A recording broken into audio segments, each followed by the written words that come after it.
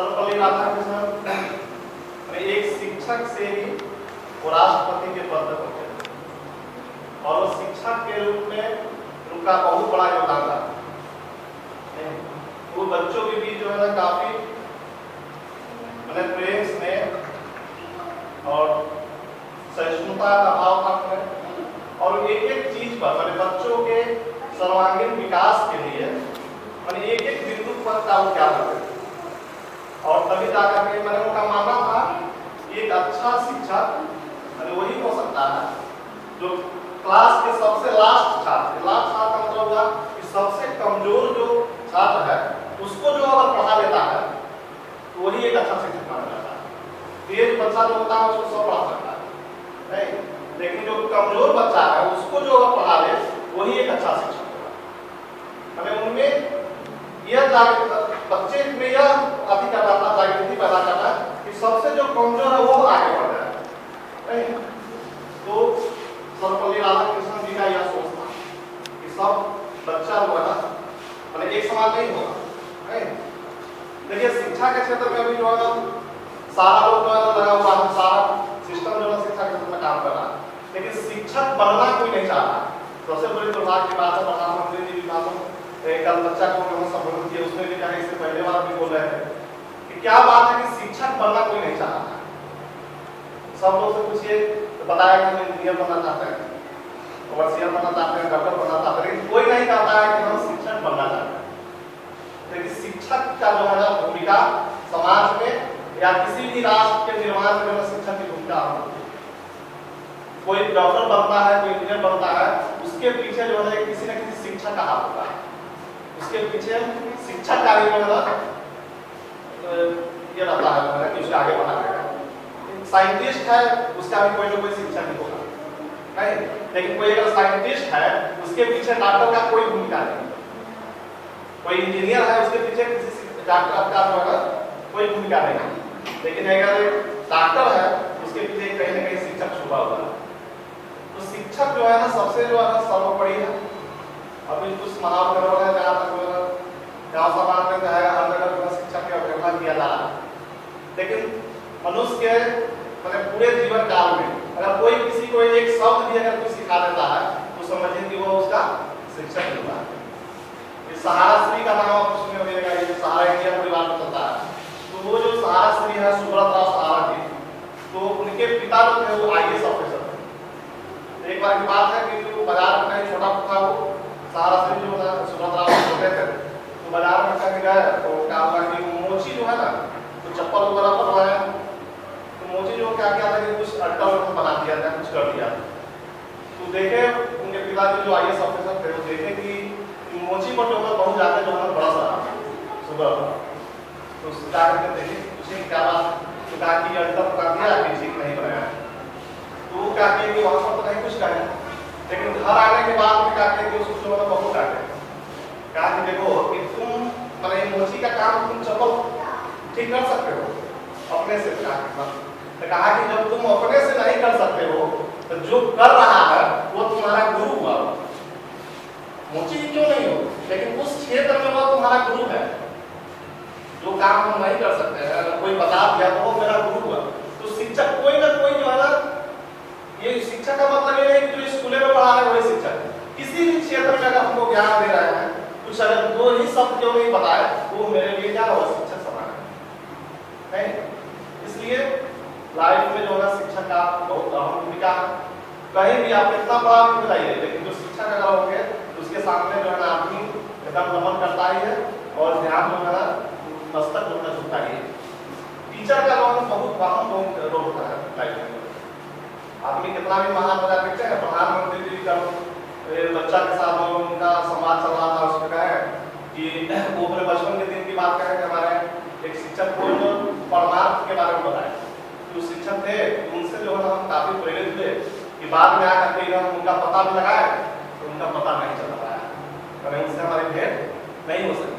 यानी किसी भी आदमी कोई भी जो बड़ा हो जाता है किसी भी क्षेत्र में, उससे जो पूछिएगा तो सबसे पहला करेगा कि हमारे लाइफ में हमारे आगे बढ़ने में किसी न किसी टीचर का नाम बताता है।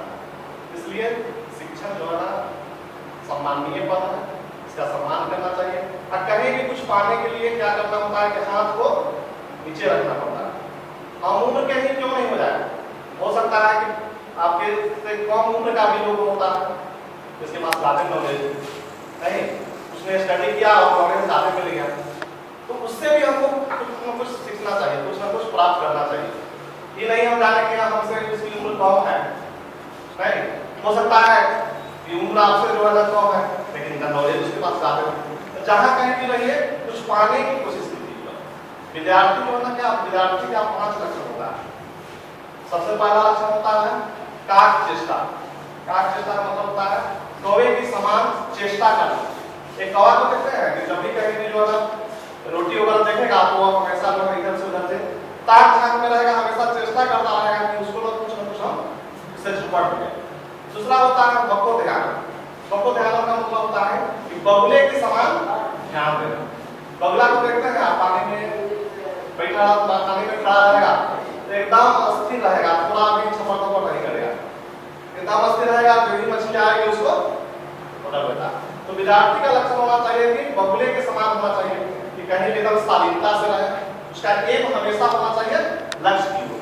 जिस तरह बगुले का लक्ष्य होता है कि हम मछली पकड़े, उसी तरह विद्यार्थी का लक्ष्य होना चाहिए कि हम कुछ न कुछ ज्ञान को अर्जित करें।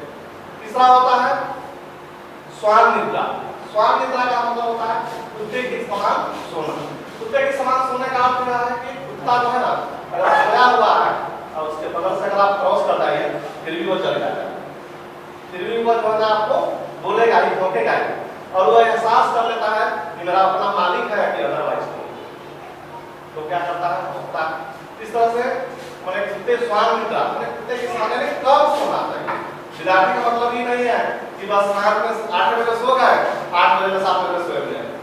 मैंने समझ एक विद्यार्थी को कम से कम जो है मैंने कम से कम जो है 4-5 घंटा जो है, इससे ज्यादा नहीं सोना, मैक्सिमम 5 घंटा, कम से कम 4 घंटा आराम से सोना।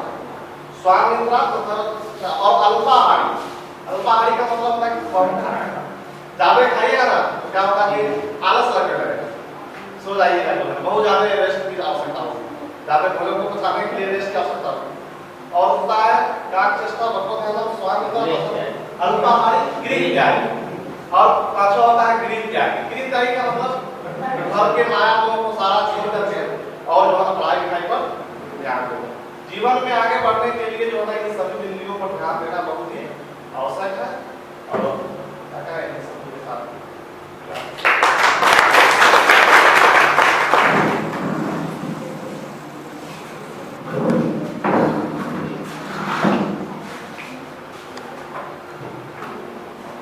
अभी आप लोगों को आपके दोस्त ने कुछ बताया और हमारे परिवार सामने ये सच है कि हमारी जिंदगी में 3 बहुत अहम चीज होती है, एक माँ बाप और दूसरा शिक्षक टीचर, जो हमें हर रास्ते हर कदम कुछ ना कुछ गलत या सही का पहचान कराता है, जिसकी वजह से हम अच्छा या बुरा बनते हैं। जो लोग समझ गए वो बहुत कामयाब, तो नहीं समझे वो जिंदगी में होते। आप लोग भी उसी उम्र से गुजर रहे हैं, अभी आप लोग का उम्र है कुछ करने का और कुछ पाने का, और यही उम्र है करने का। कुछ करना चाहते हैं तो अभी राम प्रदेश भाई ने जो बताया उस तरह से आपको जीवन यापन करना पड़ेगा, कौवे की तरह, कौवे की तरह, और हर चीज से मुंह त्यागना पड़ेगा। शायद आप लोग अपने आसपास के लोगों ने किसी एक बंदे का नाम सुना हो, मैं जानता हूँ, बगल के गांव बसैया के रहने वाले, आज वो IAS हैं, उनका घर बसैया में था, लेकिन जब वो स्टडी कर रहे थे उस वक्त उनकी शादी हो चुकी थी और बच्चे भी थे, तो घर में नहीं पढ़ाई कर पाते थे, इसलिए वो रूम लेकर की गाड़ी में रहते, सिर्फ खाना खाने रूम पर आते थे और फिर अपने रूम में वापस जाते और अपनी पढ़ाई करते। एक बार वो टीचर बने, लोगों ने उनको कहा कि क्या लगे, उन्होंने कहा कि नहीं मेरा लक्ष्य है उसको पाना है। फिर दोबारा BSc पाई, फिर भी उनको ये नहीं हुआ, संतुष्टि नहीं, दोबारा यूपीएससी की है, यूपीएससी फाइल आगे अक्षर हो सकते हैं। तो जब तक आप किसी चीज को पाने के लिए कुछ खोइएगा नहीं, तब तक कोई नहीं पा पाता है।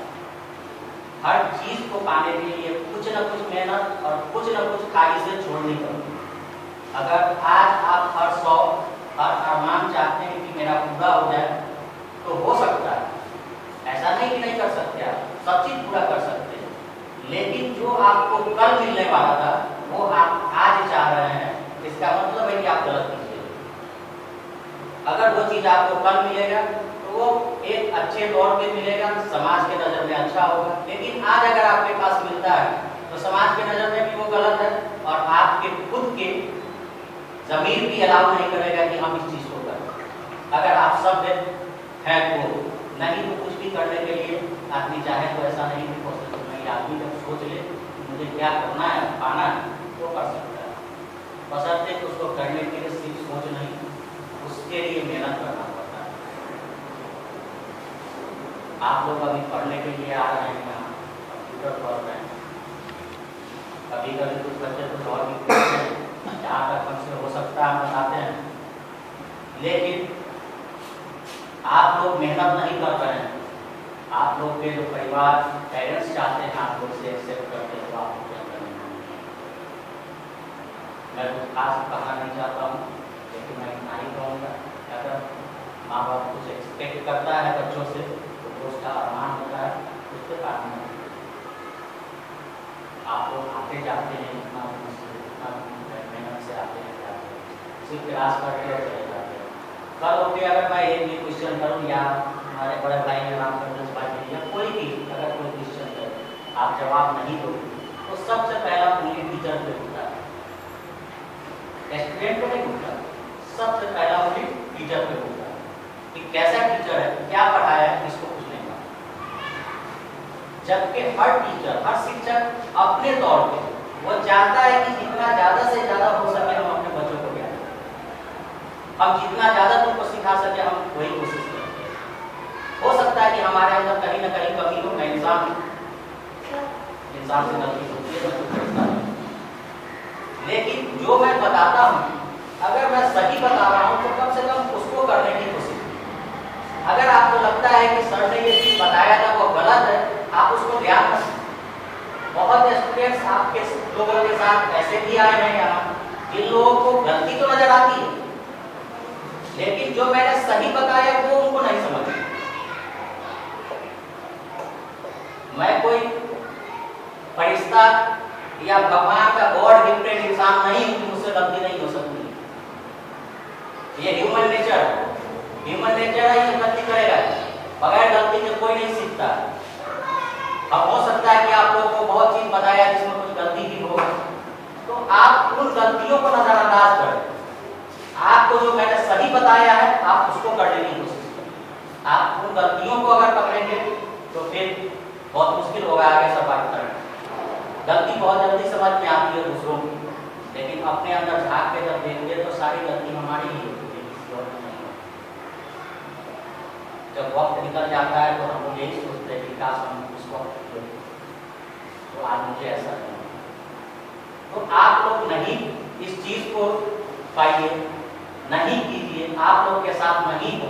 इसीलिए माँ बाप या टीचर बताता है कि आप ये काम मत करो, आप ऐसा मत करो, इसलिए कि वो चीज उनके जीवन में गुजर चुका होता है जिससे उनको नुकसान होता है।